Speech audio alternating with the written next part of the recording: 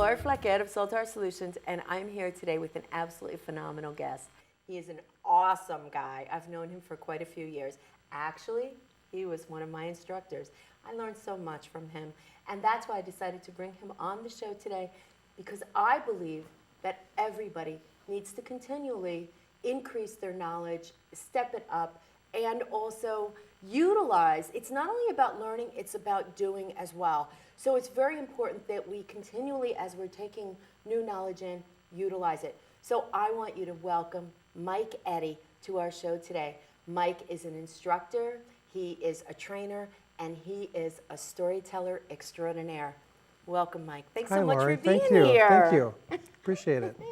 Well, that's good. So now let's jump right in. Okay. What is storytelling and why is it important? Well, I think as humans, we love storytelling. That's, how we've communicated for, thousands of years, and it's something that's very natural for us to talk about stories and share with one another amongst stories. And so now when we have television, of course, it's visual storytelling. Films, television. We liked and enjoy visual storytelling. So, all right, for an entrepreneur, all right, we were all kids, we grew up with stories and this and that, and they were all wonderful and we loved them. Right. Let's get down to business. For an entrepreneur, why is storytelling so important? Well, I think what's changed is, back in the old days, we think, before, Mad Men and all that, it was FAB, F-A-B, features, advantages, and benefits. Mm-hmm. You are business to business, and all you got to do is just lay out the features, advantages, and benefits, and your customers and clients will make an intelligent choice. But that's not the way things are happening nowadays. You can't just set those out and then be quiet about yourself and hope people are going to choose your products. Now it's more about storytelling and presenting your product in a way that tells a story. Let me give you an example. A couple years ago, there's a very popular commercial that aired during the Super Bowl. It was from Volkswagen. It was a little boy dressed as Darth Vader. Do you remember this one? Well, I can explain it to you. So it starts with, and we're not going to show it on YouTube because otherwise you'll get a takedown notice. So I'll just describe it.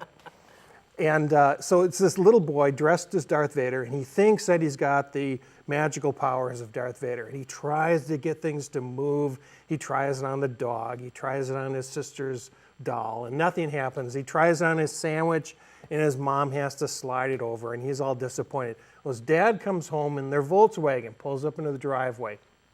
He runs out to the car, thinks that he pushes his dad aside. It's real funny.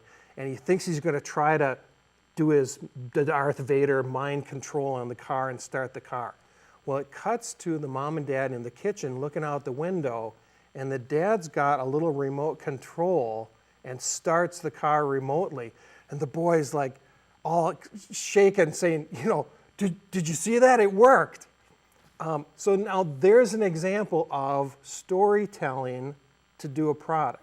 So let's break that story down. Right, so you can imagine that, say, the marketing department, the ad agency gets together with Volkswagen and say, so what are the new features this year? Oh, well, we'd like to highlight the new remote starter. Oh, it's a great idea. Let's see, how should we do this? Should we make a brochure that has features, advantages, and benefits? No, that doesn't work anymore. Well, who's your target audience? Well, let's see, maybe it's, parents with young children, they're busy, the remote starter is going to help in some way. And they say, well, it's kind of hands-off. And, eventually you can imagine they kind of come up with this clever idea. Well, here's this little boy who hands-off thinks he's going to change things because he imagines he's Darth Vader. And then they trick him and it works, and they come up with this story. So let's break that down a little bit more, because when I listen to that story, what I hear is we immediately tap into the childlike quality of imagination.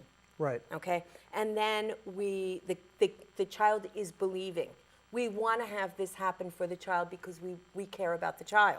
So we're emotionally attached to this. Okay? And then we look at this, we see some part of ourselves in this. in this story? Well, we do, and it taps into this age-old method of storytelling and what's become known as the hero's journey.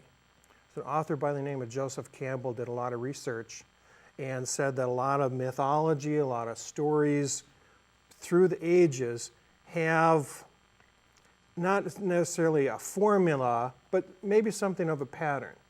And we can see that too, that what happens is there's a hero that's going to be part of our story. His world is turned upside down. And now he has to decide if he's going to go on this new adventure that's presented before him, the call to adventure. And so think in terms of maybe a typical kung fu movie. So here's the hero. You know I don't hang out watching No, I know. kung fu movies. But you can I'm imagine. Just saying. He's helping the village plant the crops. It's a peaceful time. Marauders come down from the hills, destroy the village, steal the gold statue or something like that, and he's left, maybe his family's killed or something, and now he's left with a decision. Is he going to retrieve this treasure for his village? His world's been turned upside down. The next part that usually happens within the mythology is that there's a trail of trials. Our hero doesn't just immediately go confront the ultimate villain. There's a set of obstacles in his way. He has to battle through the lower henchmen before he gets to the big boss. I mean, that's in video games. It's in any sort of shoot 'em up, Die Hard movie. He's got to work through all the different guys and crew before he gets to the climactic battle and defeats his arch villain. And then there's some sort of resolve. He gets the princess, things like that. It's the story that's used in Star Wars. You must go with me to Alderaan. Well, I can't go. I'm already in trouble as it is. But when he gets back, Luke gets back to his, home. His family's killed. He decides that yes, he's going to go on this adventure, and eventually they battle their way through until the climactic end.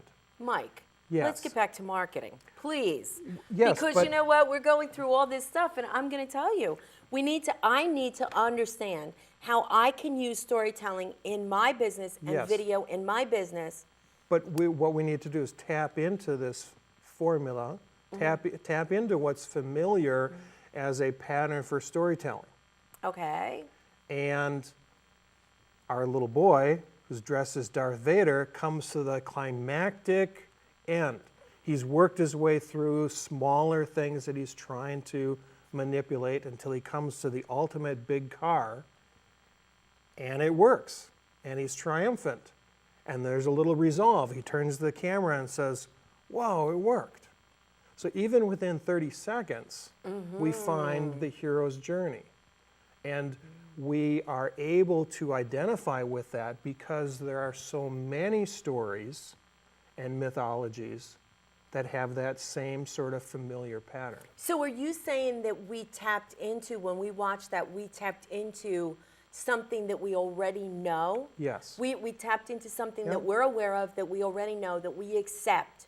Yep. And then what they did with that is they tapped into this already established knowledge and this emotional tank that we have. Yep.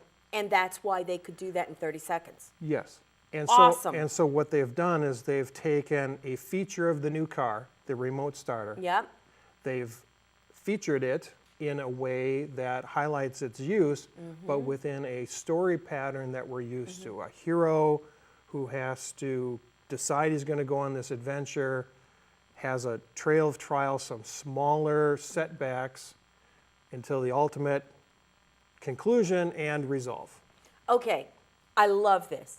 I love this because I know that video is working. I Yeah. know that. When I post for clients, when we post videos, right away we have so many people watching those videos and responding to those videos. How does the average business owner, the average small business owner, entrepreneur, how do they do this? Well, and that's what I've kind of been doing for quite a while in the area of teaching this. So I've taught visual storytelling as a full-time instructor at Century College, as a adult continuing ed teacher, meeting with small businesses, marketing firms, things like that, teaching them how to communicate this within their promotions for products, even if it's like a message from the president. How do you use some of these same techniques to work towards getting someone's attention? And some of it we're also familiar with if we think of a public speaker. A public speaker is going to have just the right pause to make their point. And it's just that little change up that gets someone's attention. There's a really good book that I brought. It's called The Lean Forward Moment. It's one of my new favorite books. This is written by a gentleman by the name of Norman Holland, and he's a teacher instructor at USC, and he talks about the storytelling in the point where we want someone to have their maximum attention. So think of our example of the public speaker. And at that point, when they really want you to listen, they're going to change the tone of their voice, they're going to change the pace, they will have that pregnant pause. It's something that we're all familiar with, and we can say, well, that person's a really good speaker. You don't always know why, but it's using some of these techniques to get someone's attention, and they may not literally lean forward, but inside, that's his point, inside, it's that lean forward moment when you're listening, and then at that point is when you deliver your maximum message, when you have their maximum attention. Excellent, excellent. So, in looking at that, for the entrepreneur, the small business owner, how do they tap into this? They're busy people. They're wearing a lot of hats. They don't have a lot of time to be, they don't have time to be thinking about all this stuff. How do they do it in a way that is quick and easy, but effective? Well, some of it has to do with applying just a few techniques to your visual storytelling, and mostly we're talking about video production. So that's my background, technically with cameras, lights, audio, things like that, teaching video production for visual storytelling. But this would apply to making websites and brochures and things like that too as well. But the idea is that you want to find those techniques that are going to get people's attention, and changing, like a speaker, changing the pace or changing the rhythm of how you're speaking at that point where you want someone's attention. And so let's say it's our example of a president of a nonprofit, and he's delivering a message on camera, and he wants to thank people for their donations and ask them, that if they could give, a little bit more. We're at the end of our budget cycle. We need your contributions. Well, at that point where you really want to deliver someone to listen to that last point, you can change the pattern of the camera shots as well as their speech pattern. So that's the point when you might zoom in a little bit and change up something within that visual pattern as well as the speaking pattern. And so this book, The Lean Forward Moment, there's a complement book, also professor at USC, called Visual Story. And in this gets a little more detailed into visual techniques that cause that lean forward moment, that intensity to change. And there's colors, even detailed as far as this is a beautiful perspective. book. Yep. I love this. Very book. well done. But changing the pacing, changing the audio, changing the colors that are on the scene, switching from a black and white scene to a round or a different colored scene. One example that they have. Is that a no-no? No, because it's getting someone's attention. Change is the thing that's going to get someone's attention. I like that. Right. That is something that we need to tweet. Change is what gets attention. Absolutely. There's very, very subtle things too that create tension. If you're looking at a brochure or you're delivering a story within your video and there's very structured lines within your visual, your composition, structured vertical lines, that is more calming, more pleasing than to have diagonal lines. So if your background has diagonal lines, if there's just a little bit of tension inside psychologically, that kind of causes that intensity in the audience to lean forward and listen at that point. Wow. I had no idea. That's awesome. Right. But you know what I have noticed in befores and after pictures? Yeah. The before is usually kind of cloudy, not really crisp, not great quality. It's just a little off. And the after is really crisp and beautiful. And it really, you're attracted naturally to the after because it has a better quality. The actual photo appears to have a better quality. Isn't that interesting? It is interesting, and in the visual storytelling, of course, because we've got video that keeps moving, if you only saw the after, you'd say, oh, okay. But if you show the before and then the after, that change is happening, that changes what gets someone's attention, and in a sense they're leaning forward to find out what that is. And it's subtle. Very it's subtle. a subtle difference, Very but subtle. it's sending that message that your subconscious grabs onto. You know, it's interesting that you're talking about that pausing, because I really notice when I'm doing my meditations, I do guided meditations, when they are really trying to impact your psyche, they take a pause. It can be usually a pretty long pause, and then they'll say whatever it is that they want you to grab onto. They'll say that in such a way that you're like, I get it. It's almost like it opens the door for that message, and you just absorb that message in. So that is a very powerful tool. Yeah. What you're talking about now. So now, okay, let's fast forward from that. Yesterday we got together. I showed you a video that I absolutely loved. You broke down that video for me. Is that a good way for the entrepreneur who's trying to kind of do more quickly to be able to work with somebody to put together a group of videos that they like, that they've responded to, and maybe show the person that would come in like you, Right. show them the video and have that person break it down and explain it?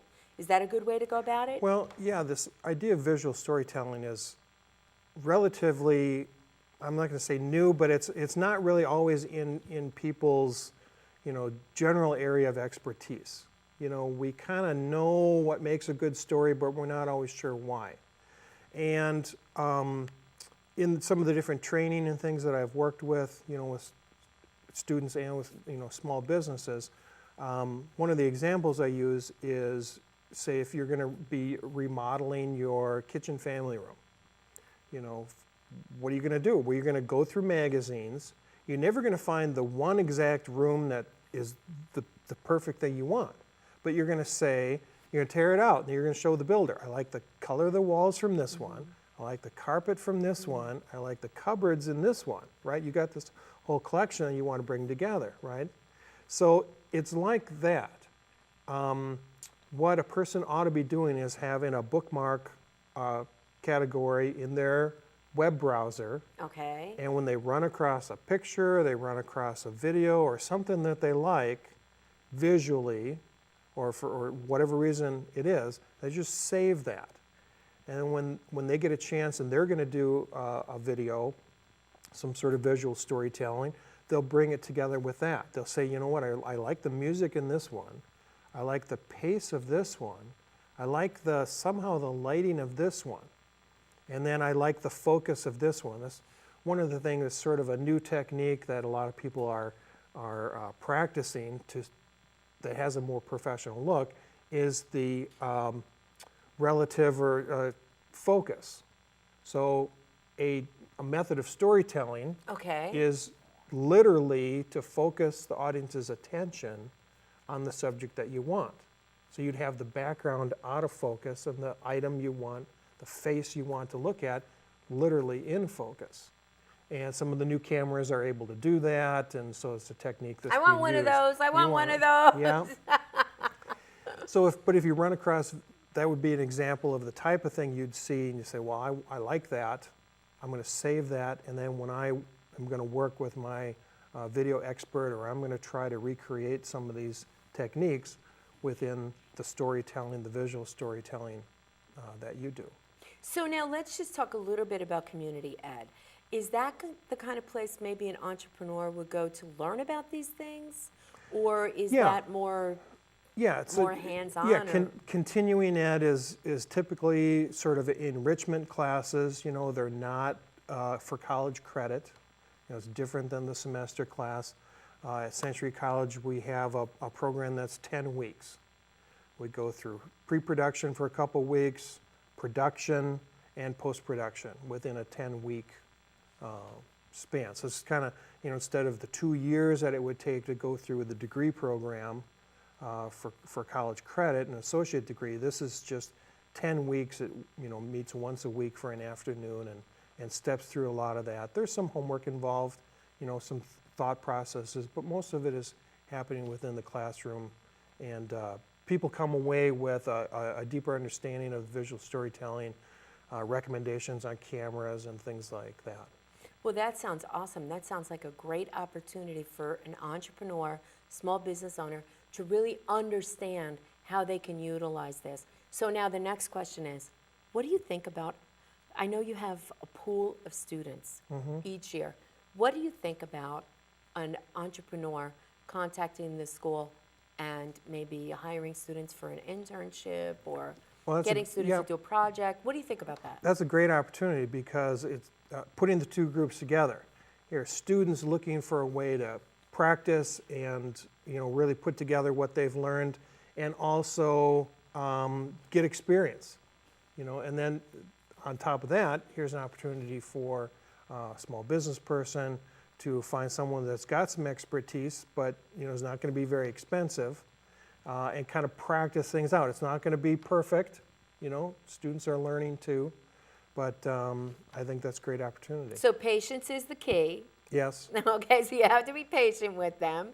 And also you have to kind of, the issue that I think can happen, that I think everybody needs to be aware of, is if the entrepreneur, business owner, doesn't really know exactly what they're trying to create, it's going to be very difficult to explain it. So I love the idea of the bookmarking and then figuring out kind of what it is that they like and you know, breaking it down, really what their story is going to be, what they want, and then they can bring that student in. And besides those techniques, then they say, well, I like this technique, but some part of it is why, and also knowing your marketing message. So then that's a lot of times where you come in and help someone understand their business, who's their audience, what really is their marketing message. I think a lot of times, you know, in a 2-minute video piece, they're just trying to say too many things. You know, break it up, make several shows, make a episodic type of talk show type of thing. You know, it says, today I just want to talk about this aspect of our business, just one message. And depending on what that is and who their audience is, changes up how they're going to do some of these visual techniques.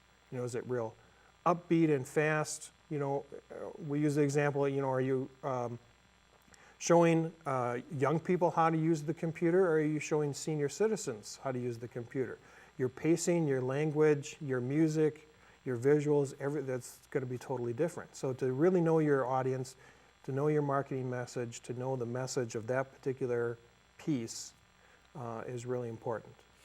So now one quick question before we, because we're running out of time, but one quick question before we do that is, what do you think the most important thing in understanding how to create the video? For instance, you know, a lot of people will just say, oh, I want these pretty pictures, or I want to talk about this product, but yesterday when you came in and we started talking the first question you had was the most important question.